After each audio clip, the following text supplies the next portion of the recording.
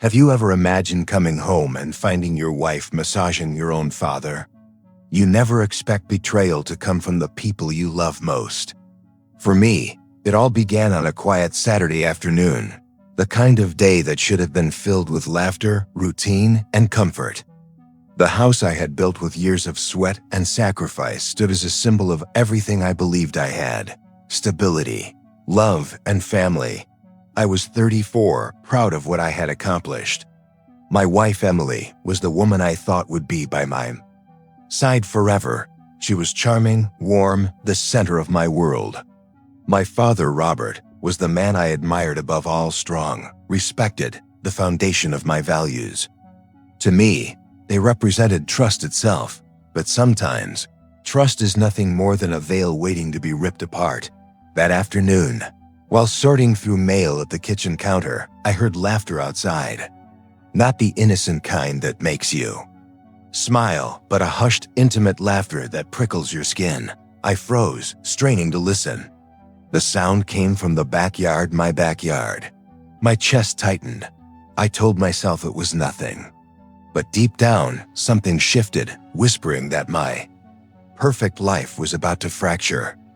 The laughter that afternoon stuck in my mind like a splinter I couldn't pull out. It should have been harmless. After all, Emily and my father got along well, and in most families, that would be something to cherish.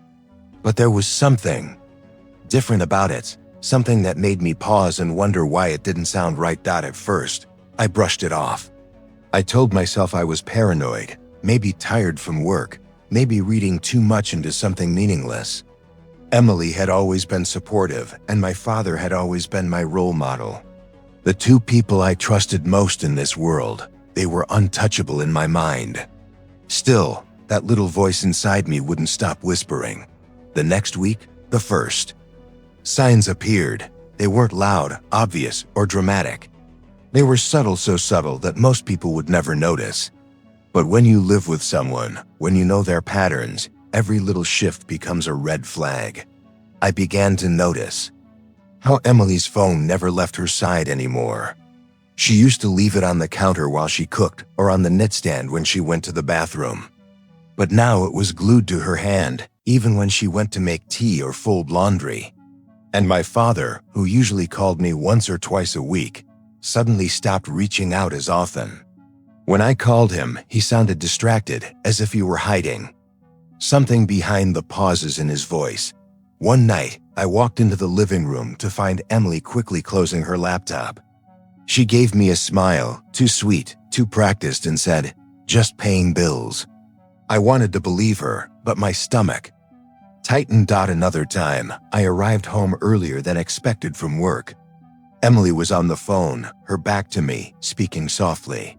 The second she heard the door, she hung up, turning with a nervous laugh. "Oh hey, you're early," she said. I kissed her cheek, trying to ignore the way her hands trembled as she set the phone down.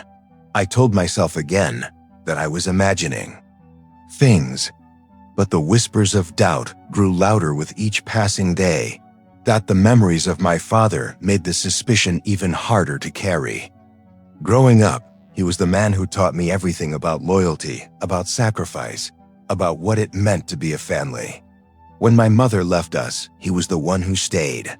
He picked me up after school, worked double shifts to keep food on the table, and never once let me feel like I was abandoned. I idolized him and Emily. She was supposed to be the reward for all those years of sacrifice, the woman who gave meaning to my long hours of work, the one who promised forever. If you put those two people together in my mind, they were the safest part of my life. Yet something inside me was telling me they were also the most dangerous. The tension in the house grew unbearable. Small things began to stand out. Emily smiling at her phone a little too much, her perfume lingering in the living room when she said she'd been upstairs. My father making excuses not to come over for dinner anymore, though he never missed it before. When he did come, the way Emily and he exchanged glances, short, fleeting, but charged with something I couldn't quite name. One evening, as we sat at the table, I watched the way Emily poured him a glass of wine. It was such a small thing, but she touched his hand briefly as she set it down. He pulled back quickly, almost too quickly, but the damage was done. My heart pounded in my chest, and I excused myself to the bathroom just to catch my breath. Staring at myself in the mirror, I asked the question I had been avoiding. Am I losing my mind, or is something really happening? The doubt consumed me. At work, I couldn't concentrate. I replayed every laugh, every touch, every moment in my head, dissecting it like evidence in a trial. I started paying attention to details I never noticed before. The way Emily dressed up more often, how she suddenly had errands that took longer than they should. One Friday night, she told me she was going to meet a friend for dinner. I nodded, kissed her cheek, and wished her a good time. But as soon as she left, I grabbed my jacket and followed from a distance. My heart raced, palms sweating as I tried to convince myself I wouldn't find anything. She didn't meet her friend. She drove to a small cafe on the edge of town, parked, and went inside. I sat in my car, watching through the glass. 10 minutes later, my father walked in. The sight of them together nearly broke me. I wanted to storm inside, demand answers, scream in their faces, but something held me back. I watched as they sat across from each other, leaning closer than necessary, their voices low, their smiles soft. My father reached across the table, touching her wrist for just a second, and Emily didn't pull away. I gripped the steering wheel so tightly my knuckles turned white. My chest felt like it might burst, but I didn't move. I could not yet dot after an hour.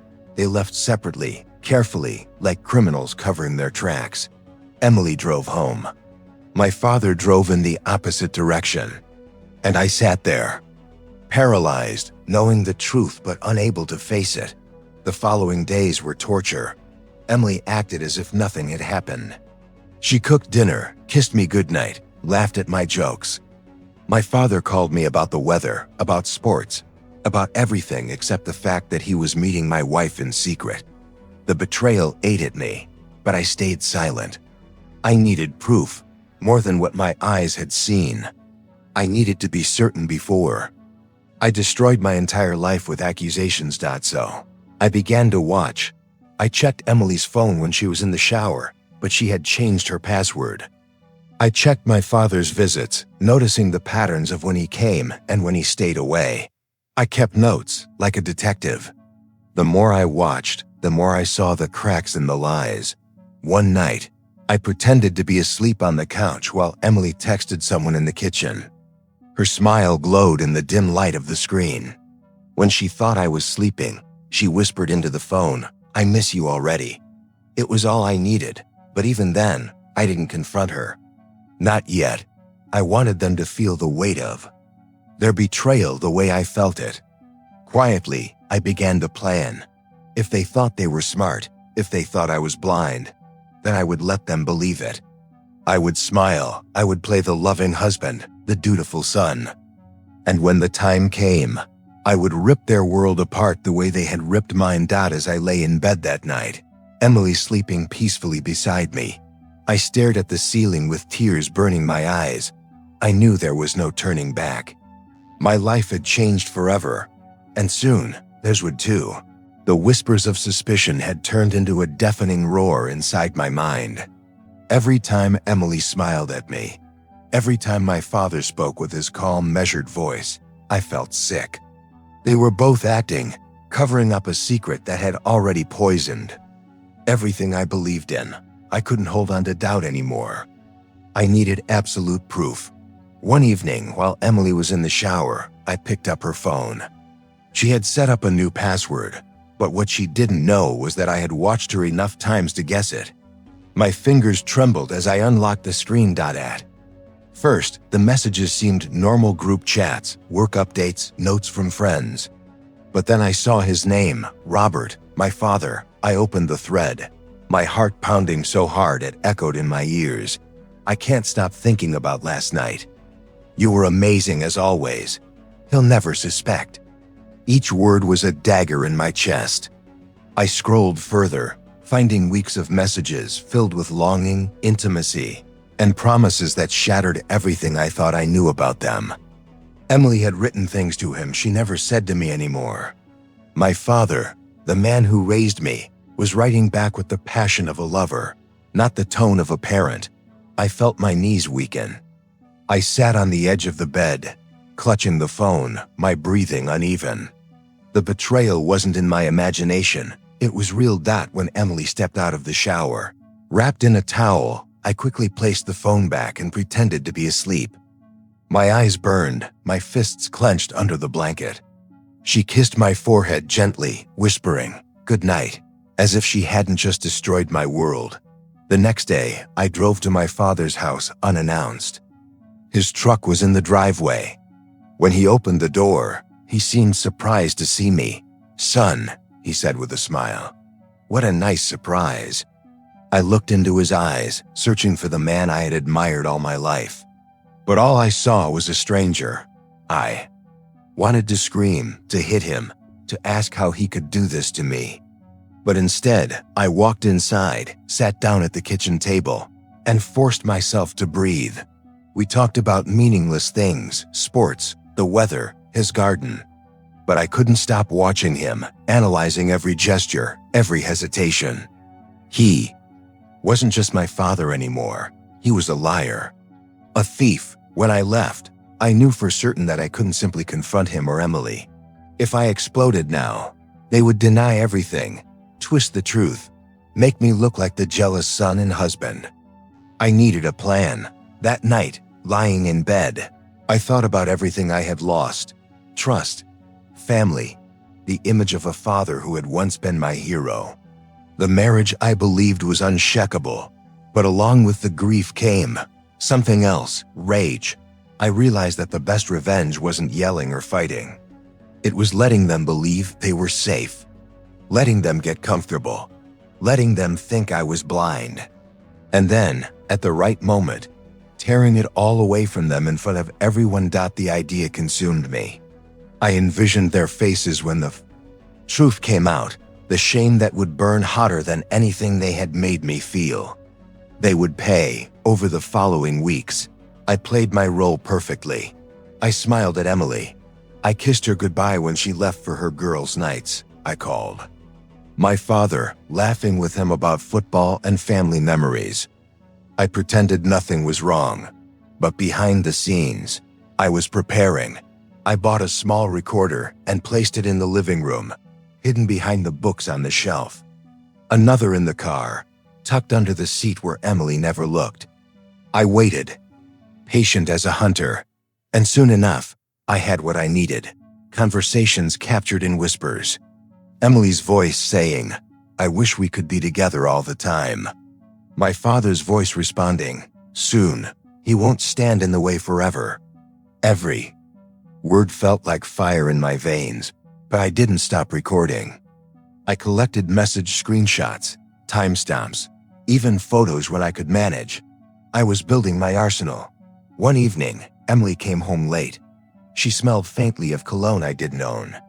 She smiled when she walked through the door, pretending everything was normal. "How was your night?" I asked casually. "Good," she said, kissing me on the cheek. "Just catching up with friends." I nodded, hiding the storm brewing inside me. I wanted to confront her right there, scream the truth into her face. But instead I whispered inside my head, "Not yet. Soon." The cruel truth weighed heavily on me, but it also gave me clarity. I wasn't crazy. I wasn't paranoid. I had proof. Now still, the hardest part wasn't carrying the knowledge, it was pretending. Pretending to love a wife who had betrayed me. Pretending to admire a father who had stolen from me in the worst possible way. Pretending my world wasn't crumbling while I smiled at family dinners and shook hands at work. The anger became fuel. Every laugh Emily gave me, every pat on the back from my father, only added to the fire I was keeping under control. And with each passing day, my plan grew sharper. I would choose the perfect moment, the perfect audience. And when it came, they would have nowhere to run. One night, lying in bed with Emily's head resting on my shoulder, I stared into the darkness. My chest ached with the weight of the truth. I thought of the boy I once was, looking up to his father, believing in his strength and honor. I thought of the man I became, building a life with a woman who promised to stand by me. And then I thought of what they had done together, in secret, behind my back, destroying everything. That boy was gone. That man was gone too. What was left was something different, someone who wasn't afraid to burn the lies to the ground. The cruel truth was mine now. And it wasn't just a burden. It was a weapon, and I was ready to use it. The truth burned inside me like fire, but I didn't let it consume me. Instead, I shaped it, sharpened it, and turned it into a weapon. If Emily and my father thought they were clever, if they thought I would stay blind, they had underestimated me completely.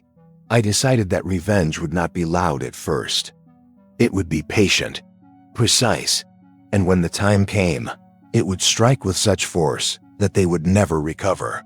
The first step was pretending nothing was wrong. I smiled at Emily when she cooked dinner, complimented her new dresses, held her hand in public. To my father, I was the same son I'd always been, sharing beers on Sunday, helping him in the garage, listening to his stories. If either of them suspected I knew, they didn't show it. And that was exactly what I wanted, behind the curtain of normal life. I prepared. I gathered everything: recordings of whispered conversations, screenshots of their texts, photos of them meeting in places they thought were secret. Every shred of evidence was saved, organized, and ready. Each file was a bullet in the chamber of the gun I was building. But revenge is not just about exposure, it's about timing. And I wanted the perfect stage, so I chose my mother's birthday. She had been gone for years, but every year, my family gathered in her memory. Emily usually planned the dinner, and my father never missed it. This year would be no different, or so they thought. I let Emily make her plans, let her decorate the house, cook her special recipes, and invite the family. She was radiant that week, humming songs as she moved through the kitchen, setting the table with her usual care. She had no idea that every detail she prepared would become the backdrop of her destruction. My father called the day before. "I'll be there early to help set up," he said. His voice was steady, calm, the same as always. It almost fooled me. Almost. The night arrived. The table was full: siblings, cousins, old friends. The air was warm with laughter and clinking glasses. Emily moved gracefully, pouring drinks, making sure everyone had enough food. My father sat across from me, smiling proudly at his family, like the patriarch he had always been. But beneath the laughter, my heart pounded with anticipation. When dessert was served, I stood up. "Before we continue," I said, raising my glass, "I want to honor my mother's memory with a few words." The room grew quiet. Everyone turned to me, waiting.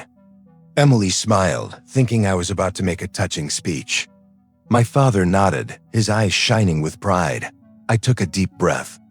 My mother taught me about loyalty, about honesty, about the value of family. She believed those were the pillars of love, and for most of my life I believed that too. Murmurs of agreement rippled through the table. Emily reached for my hand, squeezing it gently. I pulled it back.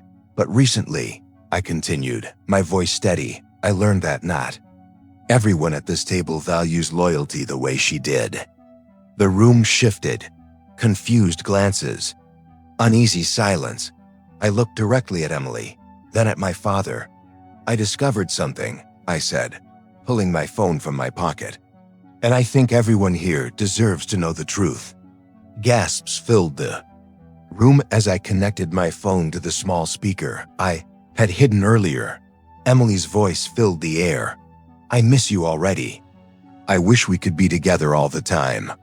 My father's voice followed. "Soon, he'll never stand in the way forever." The room froze. Forks clattered onto plates. Eyes widened in disbelief. Emily's face drained of color. My father's jaw tightened, his hands trembling on the table. I pressed play again. More recordings, whispers of affection, promises of secret meetings. Then the text messages appeared on the screen as I projected them from my phone. Line after line of betrayal displayed for everyone to see. "This," I said coldly, "is the truth. My wife, my father, together, behind my back." For months, the room erupted. Emily stood, tears streaming down her face. "Please," she begged. "It's not what it looks like. Not what it looks like?" I cut her off. "Do you think we're blind? Do you think I'm a fool?" My father tried to stand, his voice shaking. "Son, listen. No." I snapped. "Don't call me son. You lost that right the moment you touched her." Gasps echoed around the table. Family members whispered, some covering their mouths in shock, others shaking their heads in disbelief. Emily reached for me, but I stepped back. "You destroyed everything," I said. "The home we built, the trust we shared. You tore it apart with your lies." She sobbed, falling to her knees. "I love you," she cried. "I made a mistake. Please forgive me." My father's eyes glistened, but he stayed silent, the weight of shame heavy on his shoulders. The silence stretched, thick with tension. Finally, I spoke. "You didn't just betray me," I said, my voice low but cutting. "You betrayed this family. You betrayed the memory of the woman who gave us everything." I looked around the room. Let this be a lesson. Secrets don't stay buried. Lies always find the light. Emily collapsed into her chair, sobbing uncontrollably. My father stared at the floor, broken, defeated. The two people I once trusted, most were now nothing more than shadows of what they pretended to be. The rest of the night blurred. Guests left quickly, unable to stomach the tension. Emily locked herself in the bedroom while I sat in the living room, staring at the empty wine glass in my hand. My father drove away without a word, but I felt no regret. For the first time in weeks, I could breathe. They thought they could outsmart me. They thought they could steal from me and walk away unscathed. But now the whole world knew who they really were. As dawn broke the next morning, I stood outside, watching the sun rise over the house I had built with my own hands. The house they had turned into a place of betrayal. I knew things would never be the same again. Emily would try to apologize. My father might try to rebuild. But the truth was out, and there was no taking it back. The silent revenge was complete. The morning after my revenge unfolded, the house was eerily silent. The air felt heavier, like the walls themselves were holding their breath. Emily hadn't come out of the bedroom. My father hadn't called. The silence was louder than any scream, heavier than any confrontation. I sat at the kitchen table, staring at the cold coffee in my hands. For years, this house had been my safe place, my sanctuary. Now it felt like a graveyard filled with memories I couldn't trust anymore. Emily emerged eventually. Her face was pale, eyes swollen from crying all night. She stood in the doorway, clutching her robe around her like armor. "Please," she whispered, her voice broken. "We can fix this. I'll do anything. I made a mistake, but I still love you." I looked at her, and for the first time, I didn't see the woman I married. I saw a stranger who had worn my wife's face while giving her heart to someone else. "There's no fixing this," I said quietly. "Not when the knife came from the people closest to me. You and my father, you didn't just break a vow. You destroyed the foundation of my life." Tears rolled down her cheeks as she collapsed into the chair across from me. "It didn't mean nothing," she sobbed. "It was wrong, I know it. But you have to believe me. I never stopped caring about you." I shook my head slowly. Caring doesn't erase betrayal. Love doesn't excuse lies. And forgiveness doesn't bring back trust once it's dead. Later that afternoon, my father showed up. He stood on the porch like a man who'd aged 10 years overnight. His shoulders slumped, his eyes hollow. "Son," he began, his voice cracking, "I don't expect forgiveness. What I did was unforgivable, but please, hear me out." I stepped outside, closing the door behind me. The distance between us felt greater than ever. "You were my hero," I told him, my voice trembling. "When Mom left, you were everything. And now you've taken that away. You didn't just betray me, you betrayed yourself." His eyes filled with tears. "I know," he whispered. "I don't deserve to be your father anymore." "You're right," I said coldly. "You don't." He tried to reach for me, but I stepped back. "I don't need excuses. I don't need explanations. All I need is distance. From you, from her, from everything you poisoned." His hand fell to his side. For a long moment, we just stood there, two men bound by blood but separated forever by choices. Finally, he turned and walked away, his footsteps heavy on the gravel. That night, I packed a bag. Emily begged me to stay, clinging to me, sobbing uncontrollably. "Don't leave me. Don't throw away everything we built." I pulled her hands from my arm gently but firmly. "You already threw it away," I said, "the moment you chose him over me." Her cries echoed through the house as I walked out. The door.freedom didn't feel like victory. It felt like loss, like tearing a piece of yourself away just to survive. But as I drove into the night, I realized something. Betrayal had taken everything I thought I couldn't live without. Yet in the ruins, I had found something stronger myself. I no longer needed their approval, their love, their lies. I had survived the truth, and that was more powerful than any false comfort they could have offered me. Months later, people still whispered about what happened. Some pitied me, others condemned them. But none of that mattered. What mattered was that I was free. Free from the lies. Free from the shame. Free from the prison of pretending. Sometimes at night, I thought about Emily's tears, my father's broken expression. I wondered if they regretted it, if they felt the weight of what they had lost. But then I reminded myself it wasn't my burden anymore. I had paid the price of truth, and though it cost me a wife and a father, it gave me back something far greater, the ability to live without compromise, without deception. If you've ever been betrayed, you know the wound doesn't heal easily. But here's what I've learned. Sometimes losing everything is the only way to find yourself again. That day, I didn't just end a marriage. I didn't just sever ties with a father. I ended the cycle of lies. And in the silence that followed, I discovered something I hadn't felt in years. Peace. And now I ask you, what would you have done? Would you have exposed them or kept the secret to protect your family? Tell me in the comments below. And if this story struck a chord, subscribe and share it, because sometimes the truth deserves to be heard.